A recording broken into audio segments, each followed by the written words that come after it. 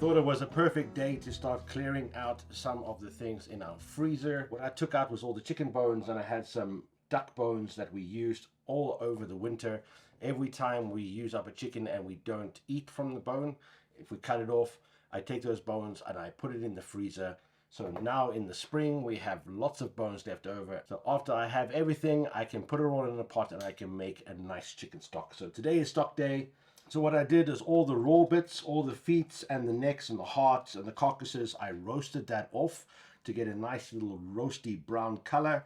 Just going to do really plain simple stock with some onions and some garlic. Some of the roast that we had a lot of herbs and spices on it, so I'm not going to add any too much spices now because I want to have a nice clean stock that I can use for cooking and add flavor in later. So let's get everything in the pot, get it going. It's going to boil for a couple of hours. Nice when you have a big pot. We're just going to throw everything in, fill it up with water and let it cook for a good couple of hours until the bones start breaking down.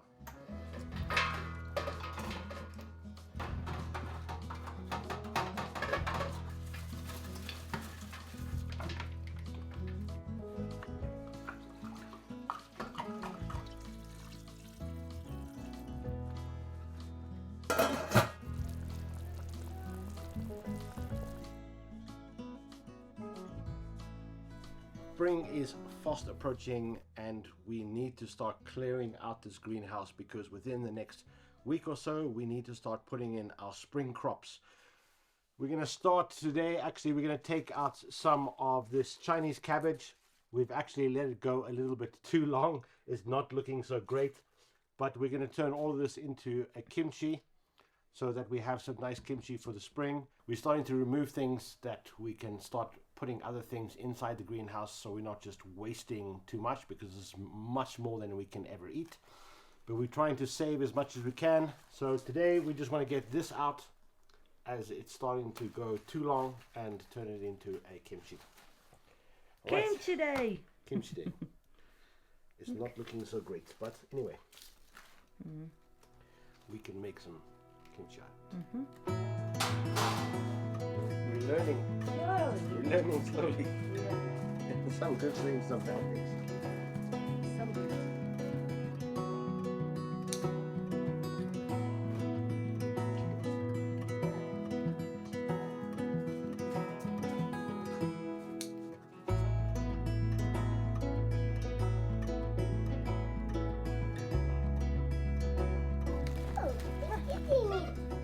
Hitting it. Program. Oh, look, it's hitting it. My break. She's hitting it. It's bigger. No, team is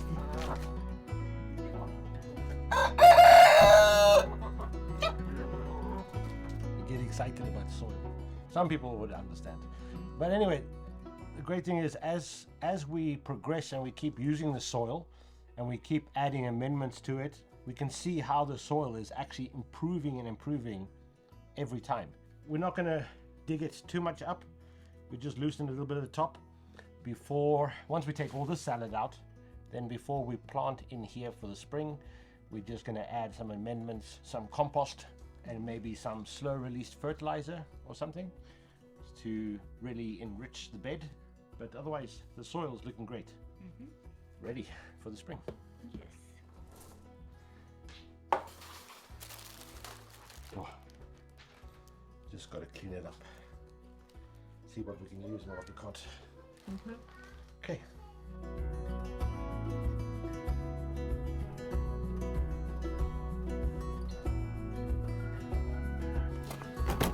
While everything is cooking in the kitchen, I thought I would come out and install this. Thank you so much to Reolink for sending us this new August to test out. They sent us a camera last year and they reached out to us and said, do we want to test the new camera? We said, obviously, yes. They sent us this. This is the August 4K camera. Plus it comes with a solar panel, so we don't need to connect this to the electricity. Absolutely fantastic. So we want to get this installed and test it out. If you don't know who Reolink are, they are a leading company in the security camera tech industry. It's really great to have such a high quality product. Yeah, really nice. Nice little camera. ET phone home. ET phone home, Reolink 4K. So they provide eco-friendly monitoring solutions for whatever your needs are, whether it's indoors, outdoors, or off-grid. They have a variety of cameras for all your needs. Very exciting. Okay, let's get this logged on.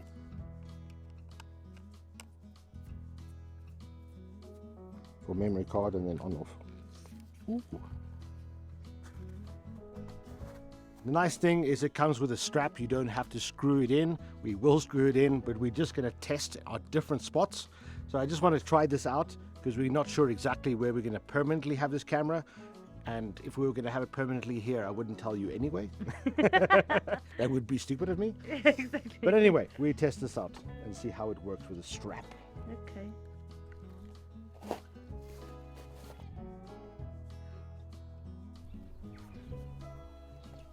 Really easy installation, and you can install it anywhere. That's kind of cool. Okay, let's check it out. Let's turn it on.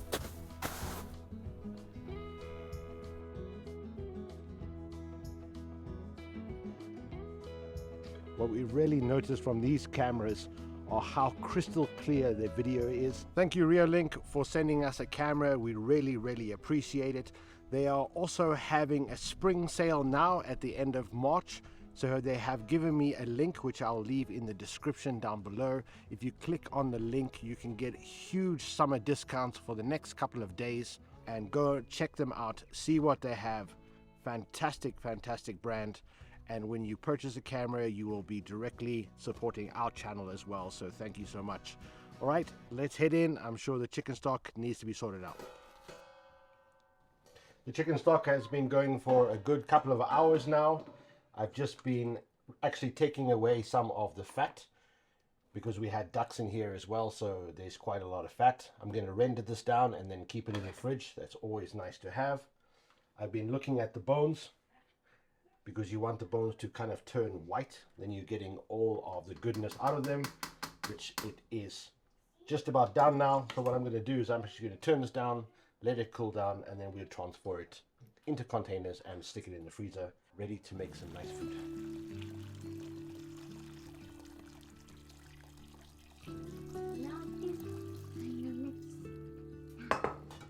Doing a two-step process. Just taking a big strainer and straining out all the bones. Let it drip for a while. Then I'm taking it through this much thinner. Take a much thinner cloth so that it's a nice clean chicken broth that we can use. Put it into containers and then into the freezer. Baby. Let the baby come on, baby. Nice. Yeah. Nice, amigo. I mixing. We've cleaned off all the Chinese cabbage so we can make kimchi, but we can't make kimchi today since we're using the big pot. I've decided to actually put all the chicken stock back inside after we've strained it all off. So I'm just going to reduce it about a third of the way down so that it's a little bit more concentrated so we can have less stuff in our freezer. Over here I'm doing the fat and just putting it on a very low heat, just getting all the liquid out of it. I've strained it already. Yes.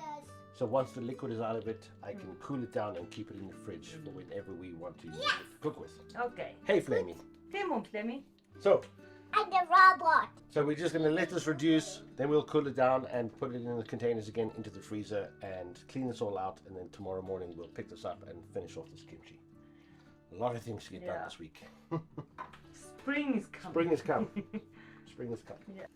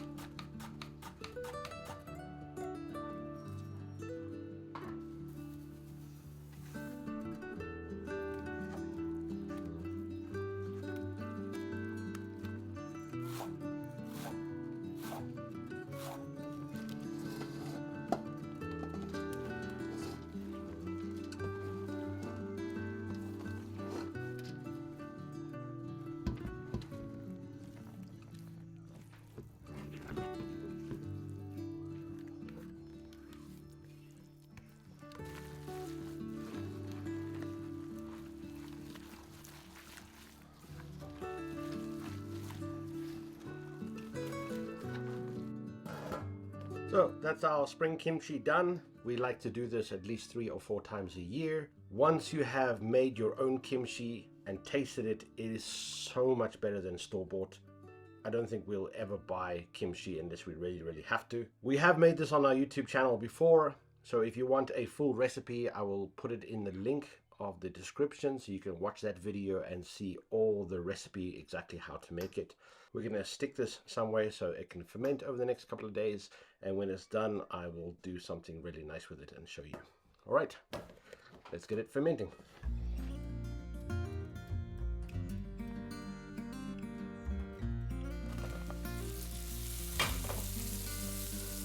I'm going to whip up some quick food for us. Actually, Zula's parents are on their way here. They're bringing some plants that we have been growing in the city. So I thought that I would whip up something nice that we like to make on a regular basis, and that is a quick, easy ramen. Everywhere you can go, you buy these packets of ramens. I'm going to show you a simple miso ramen recipe. This is definitely not a traditional ramen, but this is just something easy to make and it tastes absolutely fantastic. So I'm just frying some mushrooms, and then I'm going to throw some other ingredients, and I will show you how we're going to build our little ramen. So I've just fried off some mushrooms, and then I'm going to add the chicken stock that we made the other day. Look at this. Woo! After the chicken stock and the mushrooms have come to a boil, I'm going to add in a couple of other things that's going to really give it a really good flavor. I'm going to add some white miso. I'm going to add some gochujang. And then I'm going to add a little bit of dashi, which is a powdered Japanese fish stock. Soya bean paste. Dashi looks like that. Comes a little granulate. Maybe that's all you need for this. That's just going to give it the umami flavor. A little bit of this dried seaweed. When you're making a ramen, there's so many varieties and different ways to do it. And with the ingredients that I've added, there's no strict recipe. Just add in, and if you think it needs a little bit more of something, you just add it in until you find a flavor that you really like. Since I've made this a few times and I've made it many different ways, this is something simple to do. What I'm going to do now is to also have some, when you're building a ramen, it's also about what you put on top of the ramen. So I'm going to take some bok choy and just throw it in the stock as well and let it blanch. I'm also going to boil some eggs. I also have some pork side, which I'm going to fry up to go on top of the ramen. For the pork, I'm just going to add on a bit of sashimi teriyaki. It's a typical Japanese spice, and it goes really great with pork.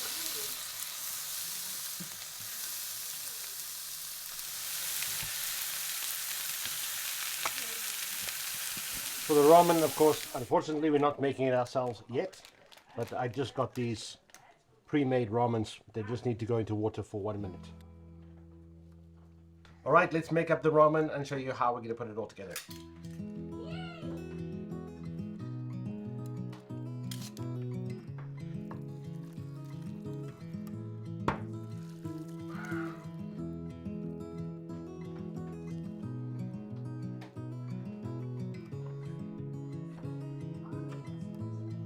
Bok choy, a little bit of diced tofu, then the beautiful kimchi we made,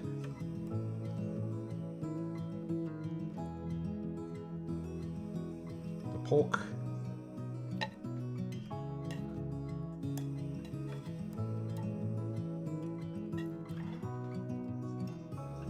one half egg,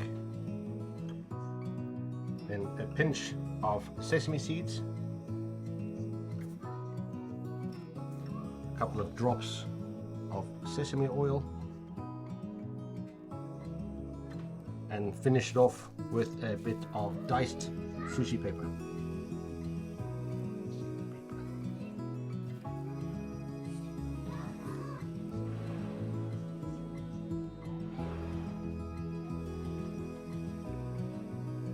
That is a beautiful, beautiful meal. Very simple to make. Let me know what type of ramens, if you make ramen at home, what type of ingredients you use, and something that you've liked. It's really fascinating to hear from you guys what you think about putting together your own ramen instead of just buying it in a packet. All right, we're gonna go eat. You need to eat ramen while it's hot and while it's finished. Yeah. We catch up with you guys later. Yeah. Okay. Hungry. Food time.